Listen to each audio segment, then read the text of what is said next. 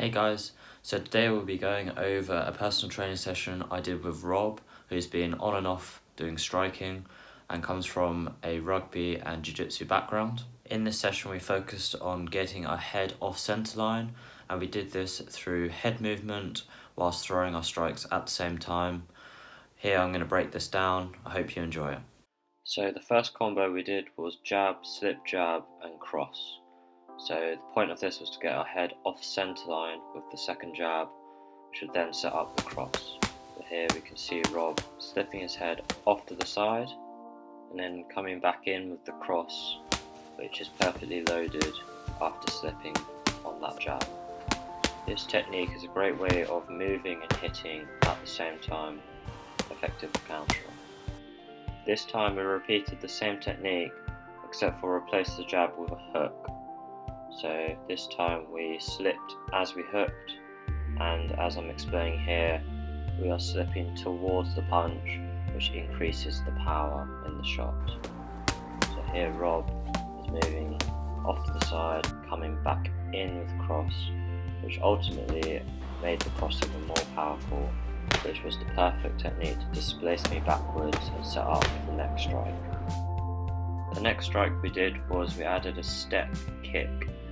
So since the cross had pushed me backwards, I thought to cover the distance we could step forward and kick, not only following but also herding the opponent towards the strikes you're throwing.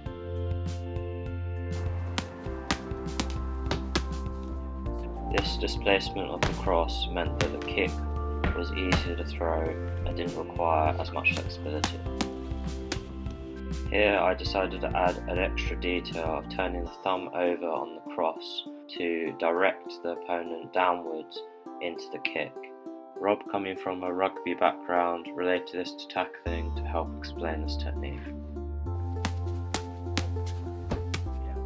So here we saw me fly away with the cross and smile as a result because it was so effective, pushed me back a long way and directed me towards the kick, meaning that the kick was lined up and my head was going that direction.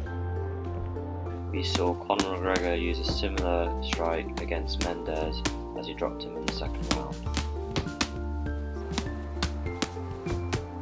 This time we would slip on both punches, meaning our head would be off centre line for both strikes. So slip on the jab, then slip on the hook. As I'm explaining here, you have to make sure you go right then left to get your body turning into it. This means you avoid two strikes, and we saw Cody Garbrandt using this quite effectively, especially in his recent knockout.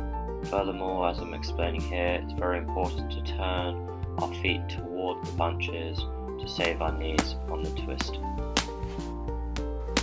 To get the power on the second strike, it's important to slip off to the right so that the punch is loaded and then slip to the other side. So using your body mechanics to get more power as well as get your head off centre line. Here you can see how much this is displacing. Working with this motion of muscular elasticity and using energy in your legs to store up elastic potential, we added the uppercut at the end of the strike. So therefore this combo not only gets your head off centre line, also herds the opponent towards the punches. Here we can see how the uppercut pushes the head up for another strike potential. The next thing we focused on was slipping on the kicks. So we'd throw a jab, then slip off as we kicked. This is important because when we do kickboxing or MMA, Muay Thai, it's important to also slip as we kick, not just when we punch. Keeping our guard up is important as well. Justin Gaethje uses this a lot to avoid the counters of his opponent, especially when you're vulnerable on one leg. After the kick, we added a lead hook. So as we landed on the ground, we throw the hook to come back in with a strike. Here I remind Rob to keep his guard up as he throws the hook, and this correction was made very quickly, as we can see in this shot. So if you're ever looking to land a kick, this is a great way of covering it and avoiding a counter possibility. This time we slipped to the other side as we kicked, popping out the jab beforehand to distract the opponent as well. So here we're just working through it, practicing technique and figuring out how to slip off to the side as we kick. It is important to note that when we slip, we want to not only keep our guard up, but slip towards the punch. So you don't want to be leaning backwards, you want to go directly to the side. I mean, it's less likely that your opponent can track your movement. So here, your head's off to the side, and you can even sweep using this kick. And as you can guess, we added the cross after, transferring the weight back to forwards, using that kick to set up the cross. So here Rob was using a bit of a hooking technique to drag me towards the punch, which is quite an effective move to use. Dan Henderson especially likes this technique of kicking it inside, checking the distance, and then throwing the cross after.